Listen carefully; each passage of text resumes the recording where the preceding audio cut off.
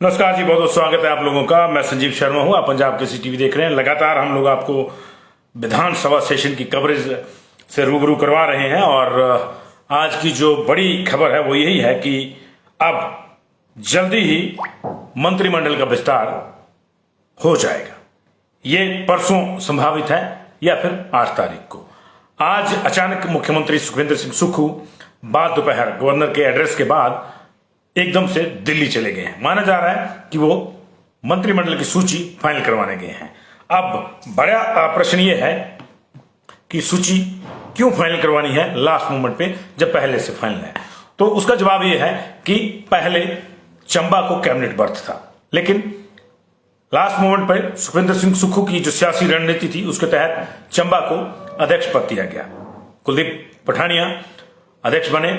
आज उन्होंने बकायदा आसन ग्रहण किया और उसके बाद सिचुएशन जो थी, तो सीक्वेंस कुछ इस तरह से बदली, समीकरण इस तरह से बदले कि एक पद और अतिरिक्त हो गया मंत्रिमंडल का। अगर वो मंत्री उनको बनाया जाना होता तो जाहिर है समीकरण कुछ और होते। तो अब कांगड़ा चंबा के समीकरण जो थोड़े टफ लग रहे थे थोड़े आसान हो गए हैं और कांगड़ा को एक बर्थ ज्यादा मिलेगी। लेकिन किसको मिलेगी किसको नहीं, इसको लेकर ना सिर्फ कांगड़ा वालों की बल्कि हमीरपुर, ऊना, शिमला, मंडी, कुल्लू सबकी धुकधुकी बंधी हुई है। क्या सच में ही मुख्यमंत्री सुखविंदर सुक्खू दिल्ली से लिस्ट अप्रूव करवाने गए हैं या ये लिस्ट ऑलरेडी अप्रूव्ड है और उसमें जो सिर्फ एक चेंज हुई है कुलदीप पठानिया वाली, उसकी जगह किसको एडजस्ट करना है इसकी फॉर्मल अप्रूवल लेने गए हैं। ये सुक्खू ही जानते हैं, हम नहीं जानते। लेकिन इतना तय है कि आज अचानक जिस तरह से वो दिल्ली गए उसको लेकर चर्चाएं गर्म हैं। माना जा रहा था कि पहले चौपर से गवर्नर शिमला जाएंगे, उसके बाद चौपर धर्मशाला आएगा और फिर मुख्यमंत्री जाएंगे। लेकिन आनंद फानन में 2 चौपर का इंतजाम किया गया। जाहिर है कि मामला कुछ सीरियस था। तो ऐसा माना जा रहा है कि कल जब वो दिल्ली से लौटेंगे, उम्मीद की जा रही है कि कल सेशन में वो हिस्सा 11 बजे ही लेंगे। उससे पहले पहले दिल्ली से लौट आएंगे और आखिरी मोमेंट के जो चेंजेस इसमें हुए हैं, जो हमने आपको कहा कि जो पद अब चंबा को अध्यक्ष पद मिला है वो है, उसके बाद के जो चेंजेस हैं वो देखेंगे। उन चेंजेस में क्या सुधीर शर्मा, चंद्र कुमार के अलावा कोई तीसरा नाम भी कांगड़ा में जुड़ता है या इनमें से कोई नाम कट जाता है और कोई चौथा नाम जुड़ जाता है, ये देखना होगा। फिलहाल ये माना जा रहा है कि 7 तारीख का या 8 तारीख सुबह का वक्त जो है किसी भी समय इसकी सूचना आ सकती है कि मंत्रिमंडल की एक्सपेंशन के लिए है। यानी कल सेशन का लास्ट डे है, इनॉग्रल सेशन का। उसके बाद परसों या फिर नरसों सुबह सुबह, क्योंकि सुबह सुबह का मैं शब्द इसलिए इस्तेमाल कर रहा हूं क्योंकि गवर्नर साहब को 7 तारीख को छुट्टी पे चले जाना था, फिर उनको 14 पे आना था। अब एक दिन उनका डिले हो गया है, कार्यक्रम एक्सटेंड हो गया यूं कह लीजिए। अब वो 8 तारीख को बाद दोपहर जाएंगे। इसका मतलब है कि अगर 7 तारीख को ओथ नहीं होती है तो 8 तारीख को सुबह सुबह होगी। उसके बाद गवर्नर साहब अपने टूर पे, जहां उनको जाना, छुट्टियां मनाने, गोवा जाना है, जहां भी जाना है वहां चले जाएंगे। तो संभावना इस बात की है कि 7 तारीख को ये कैबिनेट आपको देखने को मिल जाएगी। अब पूरी मिलेगी देखने को या नहीं मिलेगी ये देखना होगा। 10 के 10 कैबिनेट मिनिस्टर ओथ ले लेते हैं। हालांकि इसकी संभावना उतनी ज्यादा नहीं है जितना माना जा रहा था। यह संभव है कि 6 या 7 लोगों को मंत्री बना के 3 या 4 पद खाली रखे जाएं और फिर उनको बजट सेशन के बाद भरा जाए। सियासत का कायदा यही कहता है, लेकिन सुक्खू के अपने कायदे हैं। आप जान गए होंगे कि 15-16 दिन का जो कार्यकाल था, इसमें आप जान गए होंगे कि सुक्खू के अपने कायदे हैं और वो अपने कायदे के अनुसार ही चलते हैं। जिसको लेकर वो डिटरमाइंड है उसको बनाएंगे, जिसको लेकर नहीं है उसको नहीं बनाएंगे। हाँ, इतना जरूर है कि वो हाईकमान का एक फॉर्मल अप्रूवल ले लेंगे। अब बड़ी बात यह है कि हाईकमान कौन सी वाली ये फॉर्मल अप्रूवल देगी। जाहिर है कि ये प्रभारी या सह प्रभारी के स्तर का मामला नहीं है। हाँ, इतना जरूर हो सकता है कि उनको बता दी जाए कि मैं इनको बना रहा हूं, आपको कोई ज्यादा इसमें कोई आपत्ति है तो फिर इस आपत्ति पे बड़ी हाईकमान से चर्चा कर सकते हैं। और आप जानते हैं कि जब छोटी हाईकमान को यह कहा जाता है कि बड़ी हाईकमान से चर्चा कर लीजिए क्योंकि मेरी चर्चा हो गई है, तो फिर बड़ी हाईकमान से चर्चा करने के लिए छोटी हाईकमान कन्नी काट जाती है। तो लबोलब अब यह है महाराज कि अभी एक संशय इस बात को लेकर बना हुआ है कि शांडिल का क्या होगा। स्पीकर का चुनाव हो गया तो शांडिल अभी भी मंत्री पद की रेस में है। अगर उनको मंत्री बनाया जाता है तो फिर शिमला से कोई एक कटेगा, 4 तो शिमला से बनने से रहे। अभी दावेदार कौन है शिमला में? रोहित ठाकुर सीनियर मोस्ट है, उसके बाद अनिरुद्ध सिंह, उसके बाद विक्रमादित्य, उसके बाद कुलदीप राठौर। ये 4 लोग शिमला से दावेदार हैं। हालांकि शिमला से ही एक दूसरे समीकरण के तहत नंदलाल और मोहनलाल ब्राक्टा भी दावेदार हैं। जैसे मैंने आपको बताया 16 ठाकुर, 10 एससी, 9 पंडित और बाकी अदर्स में चुनाव जीत के आए हैं। इस लिहाज से अगर आप जातीय क्षेत्रीय के साथ साथ जातीय समीकरण भी देखने होंगे तो यह देखना होगा कि आरक्षित वर्ग से मंत्री कौन कौन बनते हैं। जाहिर है फिर शांडिल साहब फ्रंट रनर बने रहेंगे और संभवतः उनको मंत्रिमंडल में जगह दी जाए। वह उनको लेकर दूसरी कोई बड़ी हिच भी नहीं है, सिवाय इसके कि उनकी उम्र ज्यादा है। अगर सुक्खू यंग मंत्रिमंडल के साथ चलना चाहते हैं तो ये देखना होगा कि शांडिल को किस तरह से मनाते हैं, क्या उनके लिए कोई दूसरा पद सृजित किया जाता है, यह भी देखना होगा। पद कम है, दावेदार ज्यादा है, लेकिन इम्बैलेंस भी हो जाएगा। अगर शांडिल को नहीं बनाया जाता है तो फिर जाहिर है कि सुल्तानपुरी को तो बनाया नहीं जाएगा।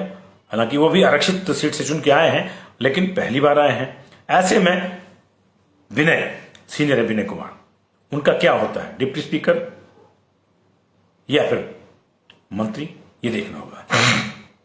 हर्षवर्धन चौहान का तय है और उनकी सीनियरिटी के लिहाज से माना जा रहा है कि वो मुकेश अग्निहोत्री के बाद नेक्स्ट सीनियरिटी होगी वो उनकी होगी, यानी चंद्र कुमार एक स्टेप और नीचे हो सकते हैं। हालांकि वो बराबर बराबर का टर्म है, चंद्र कुमार के खाते में एक एमपी का टर्म भी है बीच में, और इससे पहले भी वो कैबिनेट मिनिस्टर रहे हैं। हर्षवर्धन चौहान पहली बार बनेंगे, लेकिन ये देखना इंटरेस्टिंग होगा कि अब हायरार्की क्या रहती है। रोहित ठाकुर, मोहनलाल ब्राक्टा, ये बाकी मैंने आपको बता दिए। विक्रमादित्य का भी बनना लगभग तय है, लेकिन उसमें कई और सियासतें हो सकती हैं। ये देखना होगा कि क्या कांग्रेस हाईकमान तमाम जो अब तक के प्रयास हुए हैं कि एक परिवारवाद से बाहर निकलने के, उन प्रयासों को दोबारा वहीं ले आती है, ये देखना होगा। मैं इसलिए कह रहा हूं क्योंकि विक्रमादित्य के मंत्री बनने के साथ ये जो परिवारवाद वाली चीज है एक बार फिर से हावी हो जाएगी, क्योंकि अभी उनकी माता जी एमपी हैं और कांग्रेस की अध्यक्ष है। जाहिर है विक्रमादित्य जिनका ड्यू है मंत्रिमंडल में आना, अगर वो मंत्रिमंडल में आते हैं तो फिर कांग्रेस अध्यक्ष के पद को लेकर आज से ही सियासत शुरू हो जाएगी, अन्यथा बैलेंस बिगड़ जाएगा। इसलिए फिर यह देखना होगा कि आने वाले समय में कांग्रेस का अध्यक्ष कौन होता है, तय उसको भी जल्दी होना है। वो मानद अध्यक्ष बनी हुई है, उनको नियुक्त किया गया है, वो निर्वाचित नहीं है। चुनाव की संगठन चुनाव की प्रक्रिया लगभग लास्ट स्टेज पे थी। जब चुनाव आ गए तो उस स्थिति में फिर ये बदलाव हुए थे। तो मुख्यमंत्री जो भी हो, चाहे सुखविंदर सिंह सुक्खू हो, चाहे वो जयराम ठाकुर थे, चाहे वो प्रेम कुमार धूमल थे, चाहे वो वीरभद्र सिंह थे, हर मुख्यमंत्री की ये कोशिश होती है कि अध्यक्ष जो है पार्टी का वो उसका अपना हो, ताकि बिना मतलब की कोई रस्साकशी ना हो। यह बात निश्चित तौर से उस आदमी के दिमाग में तो होगी ही जो बरसों से संगठन का ही काम देखता आया है, जिसके पास संगठन का लंबा चौड़ा अनुभव है। तो जाहिर है कि उसकी राजनीति भी साथ के साथ शुरू हो जाएगी। या कोई बार्गेनिंग हो रही है या नहीं हो रही है, या यह भी संभव है कि अभी विक्रमादित्य को वेट करने के लिए कहा जाए। ये परसों तक छट जाएगा मामला। ये जो हम लोग इफ्स बट्स की बात कर रहे हैं, नॉर्मली आपने देखा होगा हम लोग बहुत कम करते हैं, लेकिन अब समय आया है तो कर रहे हैं। अदरवाइज तो आपको मालूम है कि ये मंत्री बनेगा, वो भी मंत्री बनेगा, इस तरह की आप खबरें सुनते रहेंगे। उस हिसाब से तो बस गनीमत यह है कि 41 नहीं वाले 40 बन चुके हैं। कांग्रेस की सीटें 40 है तो 40 के 40 बन भी चुके हैं, कई लोगों ने बना भी दी हैं। लेकिन बस वस्तुस्थिति यह है कि अंत तो गतवा 10 ही और बनने हैं। 2 बन चुके हैं, चीफ विप और विप, ये 2 पोस्ट और एक्स्ट्रा क्रिएट हो सकती हैं। कहने को यहाँ संसदीय सचिव भी बनाया जा सकते, मुख्य संसदीय सचिव भी बनाया जा सकते, क्योंकि बाकायदा एक्ट पास करवाया हुआ वीरभद्र सिंह जी ने ही, और उसको लेकर कोई हिच नहीं, यहाँ उनको बनाया जा सकता है। लेकिन बीजेपी ने इन प्रिंसिपल एक डिसीजन ले लिया था, क्योंकि वो इस तरह की पोस्ट के खिलाफ थे, लिहाजा एक्ट होने के बावजूद उन्होंने अपनी सरकार में पिछली बार मुख्य संसदीय सचिव या संसदीय सचिव के पदों को नहीं भरा। अब क्या सुखविंदर सिंह सुक्खू उस परंपरा को तोड़ते हैं अपने हिसाब से, फिर से शुरू करते हैं, यह भी देखना होगा। लेकिन यह चीजें जो है धीरे धीरे क्लियर हो रही हैं, धीरे धीरे क्लियर हो रही हैं। और ये देखना होगा कि अब शिमला का सिनेरियो क्या होता है। कांगड़ा के सिनेरियो पे भी आएंगे। कांगड़ा में फिलहाल चंद्र कुमार का मंत्री बनना तय है। बाकी जो 2 पोस्टें हैं उनके लिए सुधीर, आशीष बुटेल और आरएस बाली के साथ साथ अब केवल सिंह पठानिया भी रेस में हैं। उसकी वजह है वो फर्स्ट टाइमर जरूर है, आरएस बाली फर्स्ट टाइमर जरूर है। आरएस बाली और सुधीर एक वर्ग से हैं। कौन किसको पसंद करता है, कौन किसका आदमी है, सेंटर किसको नोट देता है, किसको आगे बढ़ाना चाहता है, इस पे ये इंटरेस्टिंग हो जाएगा देखना। हालांकि मान के चला जा रहा है क्योंकि सीनियरिटी के मामले में सुधीर से तुलना आरएस बाली की नहीं की जा सकती। लेकिन जिस तरह कांग्रेस ने भरे चुनाव में एक यात्रा निकालने का फैसला दिया और 2 युवाओं पर भरोसा जताया, एक विक्रमादित्य पे आधे हिमाचल में और आधे हिमाचल में रघुवीर सिंह बाली पे, उसको आप नजरअंदाज नहीं कर सकते। इन दोनों नेताओं ने जो उनको जिम्मेदारी सौंपी गई थी उसके तहत वो जो यात्रा निकाली एक कांग्रेस के लिए, वो हर कंस्टिट्यूंसी में निकाली तो कद थोड़ा बड़ा हो जाता है। लेकिन सुधीर पहले कैबिनेट मिनिस्टर रहे हैं तो उनकी भी अपनी एक रसूख है, एक शख्सियत है। अब राजपूत वर्ग को यहां भी अगर कोई प्रतिनिधित्व देना है तो फिर केवल सिंह पठानिया, हालांकि भगवानी पठानिया भी है, लेकिन आप जानते हैं सत्ता में पात्र के साथ साथ विश्वास पात्र का भी ख्याल रखा जाता है, विश्वास पात्र का ज्यादा रखा जाता है। और यदि पात्र और विश्वास पात्र दोनों हो तो फिर तो तीसरे का, एक ही आदमी में दोनों क्वालिटियां हो तो कोई दूसरा ऑप्शन नहीं रहता है। इसलिए वो भी रेस में है। बनते हैं नहीं बनते हैं, क्या बनते हैं क्या नहीं बनते, वक्त बताएगा। अगर फर्स्ट टाइमर्स में से किसी को बनाना होगा तो फिर ये नाम जरूर काउंट होंगे, इसमें कोई दो राय नहीं है, इसमें कोई दो राय नहीं है। और सबसे बड़ा जो सवाल है वो है मंडी संसदीय क्षेत्र का। मंडी जिला साफ है, जिले में ही गिनेंगे तो चंद्रशेखर हैं, अन्यथा संसदीय कंस्टिट्यूंसी देखेंगे तो चंद्रशेखर भी बाहर है। वो हमीरपुर में जाते तो वहां से राजेश धर्मानी का स्टैंड है, लेकिन फिर वहां पे राजेंद्र राणा और इंद्र लखनपाल भी बराबरी के दावेदार हैं। अब वहां क्या होता है, क्या वहां कोई इस तरह का पॉलिसी डिसीजन हो जाता है कि जिस जिले से स्वयं मुख्यमंत्री उप मुख्यमंत्री हैं वहां से कोई दूसरा नहीं होगा? अगर ऐसा डिसीजन होता है तो ये दोनों रह जाएंगे। तो फिर धर्मानी का रास्ता लगभग साफ है, क्योंकि एक तो राष्ट्रीय अध्यक्ष बीजेपी के जो है जगत प्रकाश नड्डा उनके घर से हैं, बिलासपुर में एकमात्र सीट है हमीरपुर संसदीय क्षेत्र में, और फिर उधर चंद्रशेखर है, वो भी हमीरपुर संसदीय में आता धर्मपुर। लेकिन अगर इस तरह का कोई पॉलिसी डिसीजन नहीं होता है, राजेंद्र राणा या इंद्र लखनपाल में से कोई कैबिनेट में आता है, तो फिर समीकरण फिर से थोड़े कस जाएंगे, क्योंकि एक पोस्ट वहां बढ़ जाएगी इस संसदीय क्षेत्र में, तो दूसरे की कहां से कटेगी देखना होगा। फिलहाल जगत सिंह नेगी रिलैक्स दिख रहे हैं, उनका बनना तय है। रवि ठाकुर को किस तरह से आगे चलकर किस पोस्ट पर एडजस्ट किया जाता है, लेकिन मंत्रिमंडल से वो लग रहा है कि उस रेस में वो नहीं है। लेकिन सुंदर सिंह ठाकुर निश्चित रूप से रेस में है, और अगर यही स्थिति रही, 2 मंत्री पद जो मंडी संसदीय क्षेत्र में चले जाएंगे, क्योंकि भरमौर वाला जो ट्राइबल है सीट है वो बीजेपी के पास है, और जो बाकी 2 ट्राइबल है उसमें से रवि ठाकुर रेस में उतने ज्यादा दिखते नहीं, मुझे तो दिख ही नहीं रहे, सक्षम होंगे भी तो उतने ज्यादा स्ट्रांग नहीं दिखते हैं। तो जगत सिंह नेगी और सुंदर सिंह ठाकुर वहां मंडी संसदीय क्षेत्र से आगे दिखते हैं। लेकिन बड़ा सवाल यह है कि क्या ये सभी के सभी जो नाम है एक ही बारे में आपको मंत्रिमंडल में दिख जाएंगे या हिस्सों में आएंगे, यानी आधा मंत्रिमंडल अभी, आधा थोड़े दिनों बाद, ये हमको देखना होगा। तो ये चीजें जो हैं ये मैटर करेंगी।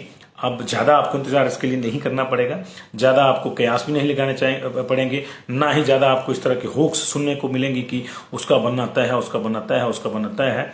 हाँ, तय में कुछ लोग हैं जो तय ही हैं, जैसे डे 1 से कुलदीप पठानिया जो तय थे, लेकिन कौन सा पद ये आज तय हो गया, तो मंत्रिमंडल में अब नहीं होंगे, तो उनकी जगह अब कांगड़ा में एक मंत्री बढ़ जाएगा। तो चंद्र कुमार तो तय ही है, अगर वो स्पीकर नहीं है तो अब तो तय ही है मंत्री उनका बनना। लेकिन बाकी जो 2 पद हैं उसमें से आशीष, क्योंकि वो एक खेमे विशेष से हैं, तो अगर खेमों का भी ख्याल रखना है तो उस खेमे का मंत्री देना पड़ेगा।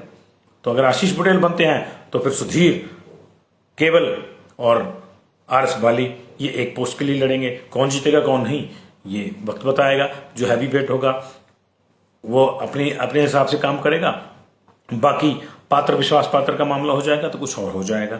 लेकिन ये चीजें देखनी पड़ेंगी। सबके अपने अपने प्लस हैं, सबके अपने अपने माइनस हैं। अगर सुधीर का प्लस ये है कि वो सीनियर हैं, मिनिस्टर रहे हैं, तो उनका माइनस ये भी है कि पार्टी को जब उपचुनावों में जरूरत थी तो उन्होंने उपचुनाव लड़ने से कन्नी काट ली। उनके लेकर मीडिया में इस तरह की चर्चाएं भी रही कि अभी वो उधर जा सकते हैं, चुनाव के दौरान भी, चुनाव से पहले भी अभी वो इधर जा सकते हैं। निश्चित तौर से एक नेता के बारे में जब इस तरह की बातें फैलती हैं तो नुकसान तो छवि को होता है। अब वो जानबूझकर पहुंचाया गया, ये एक अलग इशू हो सकता है। गाहे बगाहे उन्होंने इस चीज को डिनाई जरूर किया कि ना वो तो कहीं जा रहे हैं, ना ही ऐसी कोई बात है, और वो कांग्रेस में थे, हैं और रहेंगे। और उनके पिताजी का लंबा एक कंट्रीब्यूशन कांग्रेस में रहा है, एक लीगेसी लेके वो चलते हैं। अभी इन स्थितियों के बाद से क्या फर्क उन पे पड़ा है, क्या नहीं पड़ा है, इन समीकरणों के बाद से देखना होगा। लेकिन वो चंद्र कुमार के बाद दूसरे सबसे सशक्त दावेदार हैं। नगर निगम पालपुर वाला जिताने के लिए आशीष पटेल दावेदार हैं, जो बेरोजगार युवाओं की यात्रा के लिए 2 हिस्सों में हिमाचल बटा, उस लिहाज से निचले हिस्से का जो दारोमदार था वो रघुवीर सिंह पाली के पास था। पिता की भी विरासत उनके साथ है। दिल्ली में भी कुछ बड़े नेता उनके पक्ष में हैं। ऐसी स्थिति में समस्या ये हो जाएगी कि क्या 2 पंडित नेता यहां दिए जाएंगे तो फिर राजपूत नेता को यहां से नहीं बनाया जाएगा, यह भी सवाल देखना होगा। ये हालांकि दुर्भाग्यपूर्ण है कि जातिगत समीकरण भी देखे जाते हैं, लेकिन वस्तुस्थिति सच यही है कि ये समीकरण देखे जाते हैं। हम लोग एक आदर्श बात की जब बात करते हैं तो क्षेत्रवाद, जातिवाद उसमें कहीं स्थान नहीं रखता, लेकिन जब ग्राउंड पर चीजें आती हैं तो ये चीजें गिनी जाती हैं। ऐसे में किस वर्ग को, किस क्षेत्र को क्या मिलता है ये देखना होगा। अभी तक जो सुखविंदर सिंह सुक्खू के मूव हैं वो बड़े कैलकुलेटिव रहे हैं और बड़े सधे हुए रहे हैं। वो सियासत के सिकंदर अब तक साबित हुए हैं, लेकिन थोड़ा ही टाइम हुआ है, लंबा वक्त है अभी आगे। 5 साल का समय लंबा रहता है, तो अभी देखना होगा कि असली लिटमस टेस्ट जो है वो कैबिनेट को लेकर है। क्या वो, जाहिर है मुख्यमंत्री चाहेंगे, जब उप मुख्यमंत्री भी बना हुआ है तो इससे कोई दो राय नहीं है कि गुटबाजी है, तभी बने ना। अदरवाइज एक छोटी स्टेट में उप मुख्यमंत्री की जरूरत नहीं थी। लेकिन हाईकमान चाहकर भी मुकेश अग्निहोत्री के योगदान को नजरअंदाज नहीं कर सके, इसलिए मुकेश अग्निहोत्री बन गए, बावजूद इसके कि उनको उनके ही गुट ने, जिसको आप प्रतिभा सिंह का गुट कह लीजिए, वीरभद्र सिंह का गुट कह लीजिए, हौलीराज का गुट कह लीजिए, उस गुट ने मुकेश को डिच किया।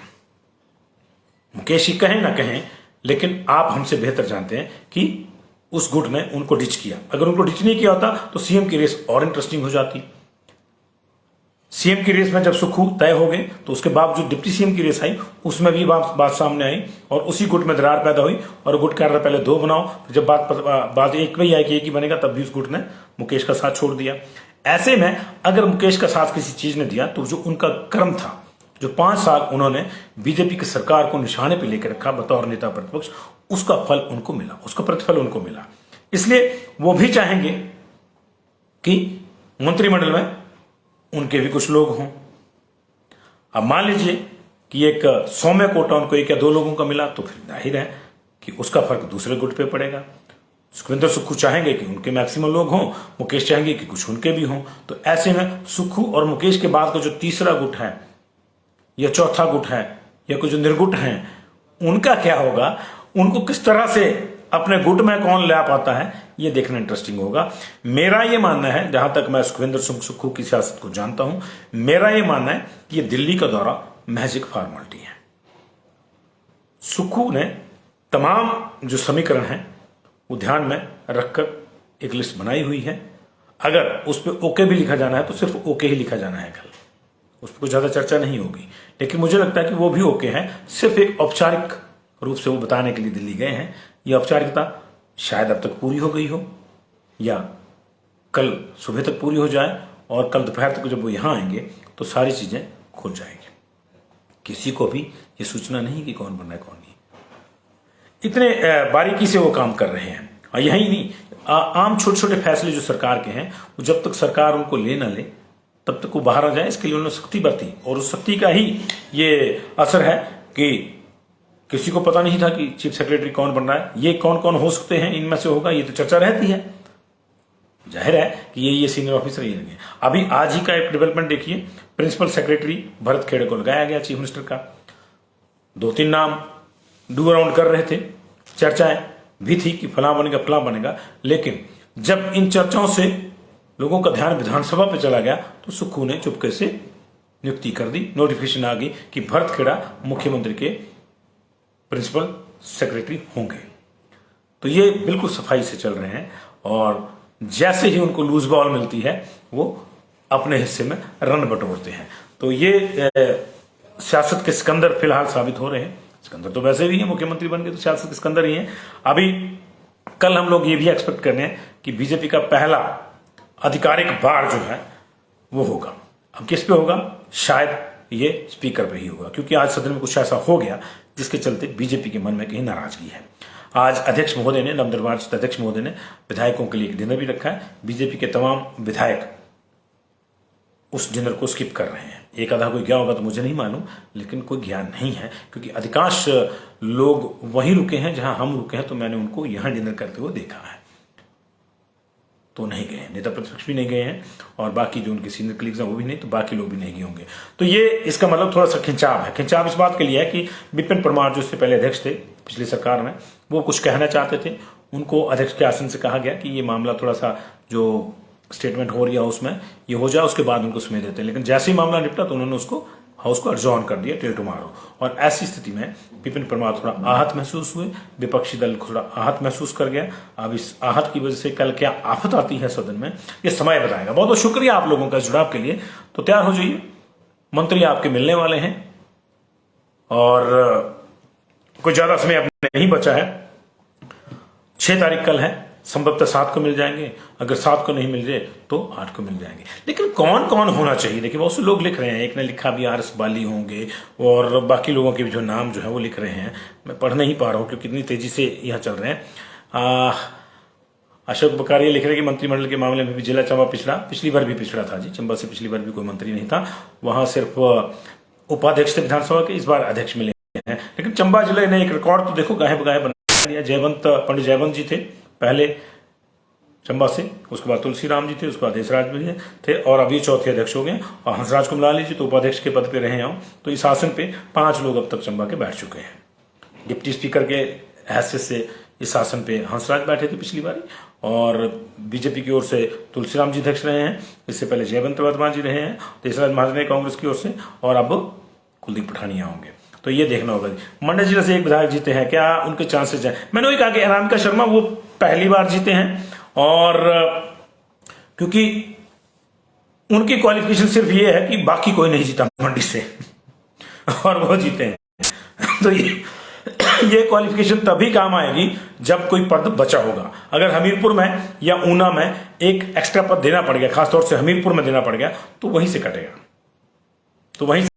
क्योंकि वो टेक्निकली हमीरपुर संसदीय क्षेत्र में आते हैं, तो वहीं से कटेगा। तो फिर उनको जो है शायद किसी और पद से संतोष करना पड़ेगा। अभी बड़ा सवाल यह भी है कि डिप्टी स्पीकर कौन रहता है।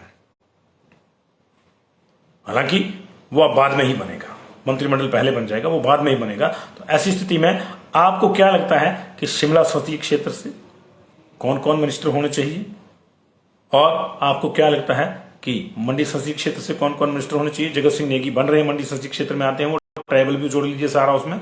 और बाकी अगर भी जाना होगा तो ठाकुरों का भी एक पद हो गया वो, तो उसको भी जोड़ लीजिए आप।